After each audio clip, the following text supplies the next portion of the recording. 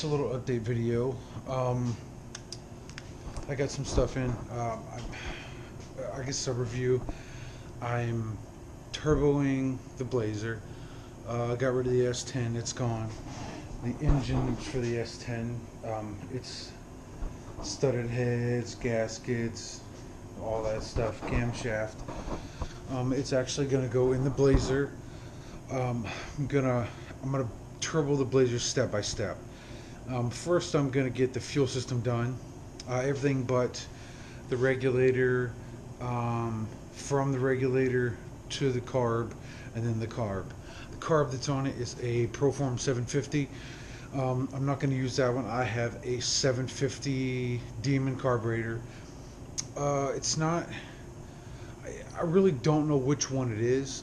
It's the one that comes without the tower for the choke and stuff on it. I don't know if it was like a Road Demon or whatever it is, but I'm going to modify that. I'm going to turbo that. With that, it's going to be a blow-through carb setup. Have to modify a few things to it and it'll work. It should work pretty good. I'm going to do the fuel system this weekend, and I'm going to record that and put a video out on that. What I got, a lot of this is just a bunch of extra crap for stuff or whatever. So, what I got a bunch of stuff from parts places in line. I got a 1/2-inch aluminum fuel line. I'm going to do that. I got the hose, it's EFI rated, E85, all that stuff hose. For this, I'm going to run this from the tank to the regulator, then I'm going to run this hose from this to the regulator, and then from the tank to here. I'm going to pull the sending unit out of the tank. I'm going to install this this in-tank pump here.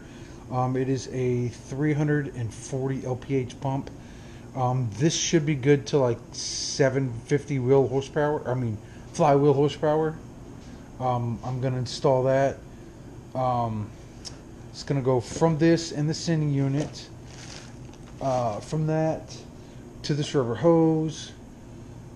Not to this rubber hose. I'm going to use the stock 3/8 line for the feed, which is 6AN 3/8, pretty close to the same. That's good till I think like 800 horsepower. So I should be well into the limits of that for the size that I'm doing. That's going to run to the regulator. This isn't the regulator I'm using, it's just an example. From the regulator, which is going to be boost reference, from that regulator to the carburetor. And then from the regulator back is going to be from this regulator to, not this one, but from the regulator to the return, which will be 1/2 inch or -8, to this rubber hose, to this, which is going to go back to the fuel tank, then to portion of this rubber hose, which is going to connect to this -8 to this 90, which goes into this bulkhead fitting, which is going to go into the sending unit.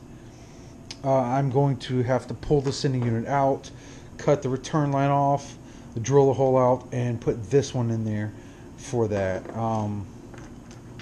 And then I got a fuel pressure gauge so I can make sure what's going on with it. The one that I have in it doesn't work. It just stopped working a while ago. I did get these. These are pretty cool. These are Evil Energy adjustable and wrenches. I got a red one and I got a black one. These are pretty. They seem pretty good. They're tight. They're not sloppy. They move very well. They hold onto stuff very good. So they're actually pretty cool. So I'm doing the fuel system first, and then after I do the fuel system, I will work on. Really, I need to do the hot side. I'll do the hot side and connect the turbo and get that figured out, and then go from there. And then after the hot side, then I'll just finish it up. So I'm gonna do it in 3 steps, I guess. I'm gonna do the fuel system, then I'm gonna get the hot side done, and then I'm just gonna finish it and go from there. So the next video will be installing this return line with this fuel pump and getting the fuel system like 95% done.